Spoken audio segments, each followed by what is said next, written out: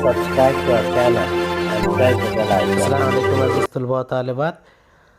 प्रिय विद्यार्थी मित्रों, हिंदी लोकवाणी कक्षा 10वीं 8वीं कविता है ऐसा वसंत कब आएगा। इसे जगन्नाथ प्रसाद मिलिंद ने लिखा है। पहले इनका परिचय देखेंगे और फिर इसे पढ़कर समझने की कोशिश करेंगे। जन्म 1907 ग्वालियर मध्य प्रदेश, मृत्यु 1986।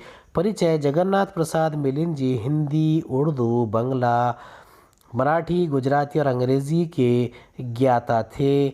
आपने शांति निकेतन तथा महिला आश्रम वर्धा में अध्ययन के साथ साथ भारत के स्वतंत्रता आंदोलन तथा राजनीति में भी भाग लिया था। प्रमुख कृतियाँ अंतिमा, पूर्णा, बलिपथ के गीत, नवयुग के गान, मुक्ति के स्वर, काव्य संग्रह आदि प्रसिद्ध। पद्य संबंधी प्रस्तुत गीत में मिलिंद जी का कहना है कि सुख सुविधाओं पर अमीर गरीब सबका समान अधिकार है। जब सुख दुख का सभी पर समान प्रभाव पड़ता है तो राष्ट्र समाज के सुखों में भी महलों एवं कुटियों का समान अधिकार होना चाहिए। कवि का मानना है कि जिस दिन ऐसा होगा उस दिन वास्तविक वसंत आ सकेगा। चलिए इस कविता को पढ़ते हैं और इसे समझने की कोशिश करते हैं। ऐसा वसंत कब आएगा। ऐसा वसंत कब आएगा जब मानवता के वन उपवन का, ऐसा वसंत कब आएगा जब मानवता के वन उपवन का हर प्रसून खिल जाए पाएगा। ऐसा वसंत कब आएगा। यानी कवि कहते हैं कि संसार में ऐसा वसंत किस दिन आएगा जब हर मनुष्य के जीवन में खुशी रूपी पुष्प यानी फूल खिल उठेंगे। ऐसा वसंत कब आएगा। प्रसून के मायने होते हैं फूल के। लड़कर अभाव के पतझड़ से नव सृजन रण में विजयी बन, नव सृजन रण में विजयी बन, सुख सुविधा रस के सम वितरण का पा नव यौवनमय जीवन, हर मनोज कुसुम संतोषमयी मुस्कान मधुर बरसाएगा। ऐसा वसंत कब आएगा। लड़कर अभाव के पतझड़ से। सृजन यानी निर्मिति, रचना यानी सृजन यानी निर्मिति, रचना, रण यानी लड़ाई, युद्ध, सम यानी समान, वितरण यानी बांटना। अब कवि कहते हैं कि साधनाहीन मनुष्य के जीवन में अभाव का पतझड़ छाया रहता है। विपरीत परिस्थितियों के रण क्षेत्र में अभाव से लड़कर वह कब विजयी होगा, कब संसार की सुख सुविधाओं का सभी मनुष्यों के समान वितरण होगा, कब सब लोगों को नव जीवन मिलेगा और प्रत्येक मानव के मुख पर मधुर मुस्कान होगी। ऐसा वसंत कब आएगा। ऐसा वसंत कब आएगा। ऐसा वसंत कुछ चले गए, ऐसे वसंत कुछ चले गए, प्रसादों ही का नहीं कुटी का, आंगन भी तो है आंगन, आंगन भी तो है आंगन, सुख दुख पर होता है समान, हर मानव के उर में स्पंदन, हर मानव के उर में स्पंदन, सबके प्राणों का पुलक बने। ऐसा क्षण कौन बुलाएगा। ऐसा वसंत कब आएगा। ऐसा वसंत कब आएगा। अब इस हिस्से में कविवर्य क्या कहते हैं पहले देखते हैं। यहाँ प्रासाद के मायने होते हैं महल के, कुटी यानी घास फूस की झोपड़ी, उर यानी हृदय, स्पंदन यानी रह रहकर धीरे धीरे हिलना या कांपना, धड़कना, पुलक यानी हर्ष, विपुल यानी अधिक, अनंत जिसका अंत ना हो, जो बहुत लंबा चले, अभिनय यानी अभिनव यानी नवीन। अब यहाँ पर कविवर्य कहते हैं कि वसंत आता है तो महलों में, साधन संपन्न लोगों के घरों में प्रसन्नता का साम्राज्य फैला देता है। गरीब की कुटी में भी तो आंगन है, वहाँ इस वसंत का कोई भी प्रभाव नहीं होता।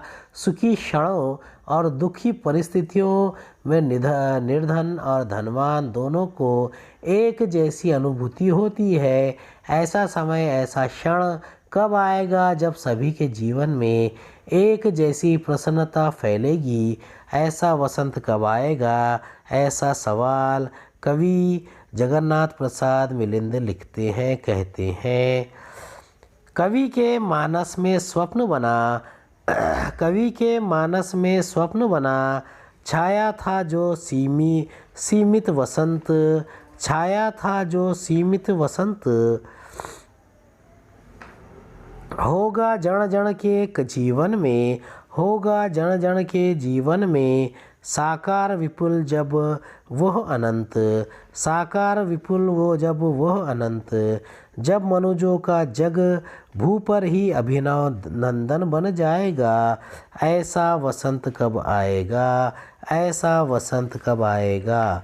अब मानस या मानुस को कहते हैं। स्वप्न यानी जो ख्वाब होता है, और इसीलिए यहाँ पर उसे कहा गया है। विपुल यानी कि जो बहुत ज़्यादा अधिक होता है उसे कहते हैं अनंत, हमेशा बाकी रहने वाला। और अभिनव यानी नवीन, नया जो होता है। अब इसमें कवि कहते हैं कि कवि के मन में ऐसा स्वप्न छाया हुआ है कि वसंत जो केवल सीमित लोगों के जीवन में ही सुख और प्रसन्नता, खुशी लाता है, कब जन जन के जीवन में खुशियाँ लाएगा। जब सबके सपने साकार होंगे, जब वसंत सीमित न रहकर सभी मनुष्यों के में संसार के में पदार्पण करेगा, सुख सुविधाओं का आगमन होगा, तब इस पृथ्वी पर ही सुंदर नया नंदनवन बन जाएगा। ऐसा वसंत कब आएगा? ऐसा वसंत कब आएगा? सबका समान रवि है, शशि है, सबका समान रवि है, शशि है, सबका समान है मुक्त पवन, सबका समान है मुक्त पवन। सारे मानव यदि मानव है, सबके समान हो भूमि गगन, सबके समान हो भूमि गगन। कब नवयुग ऐसी नव संस्कृति, कब नवयुग ऐसी नव संस्कृति, नव विश्व व्यवस्था लाएगा। ऐसा वसंत कब आएगा? रवि यानी सूर्य को कहते हैं, शशि यानी चंद्रमा को, वसन वस्त्र को कहते हैं, और अधर यानी होठ। अब इसमें कविवर्य क्या कहते हैं? कविवर्य श्री जगन्नाथ प्रसाद मिलिंद कहते हैं कि संपूर्ण सृष्टि में सबों के लिए एक ही सूर्य है और एक ही चंद्रमा है। यहाँ तक कि वितरण में व्याप्त पवन सब पर एक ही तरह से बहती है, अर्थात सूरज, चांद और हवा पर सभी का समान अधिकार है। यदि सभी मनुष्य एक जैसे हैं तो इस पृथ्वी पर, आकाश पर और हर जगह सबका अधिकार होना चाहिए। वो दिन कब आएगा जब एक नव युग का निर्माण होगा, नई संस्कृति, नई व्यवस्था का जन्म होगा। ऐसा वसंत कब आएगा? सबको दे भोजन वसन, सबको दे भोजन वसन भवन, जिससे जीवन में रस छाई, खिल जाए अधर हंस दे आँखें, खिल जाए अधर हंस दे आँखें। ऐसा वसंत जग में आए, ऐसा वसंत जग में आए। ऐसा वसंत तो ग्रीष्म शिशिर में भी वसंत कहलाएगा। ऐसा वसंत कब आएगा? वसन के माने वस्त्र, अधर यानी होठ। यहाँ पर कविवर्य क्या कहते हैं? कविवर्य कहते हैं सबको दे भोजन वसन भवन, यानी कवि कामना करते हैं कि समस्त संसार में ऐसा वसंत आए जो भूमंडल के प्रत्येक मानुष को भोजन, वस्त्र और घर प्रदान करे, सभी के जीवन में खुशियाँ छा जाए, प्रत्येक मनुष्य के अधरों पर हंसी और नेत्रों में संतोष की चमक हो। यदि ऐसा वसंत धरती पर आ जाए तो ग्रीष्म और शिशिर की असहनीय गर्मी और सर्दी भी लोगों को कष्ट नहीं दिला पाएगी। ऐसा वसंत कब आएगा? ऐसा वसंत कब आएगा?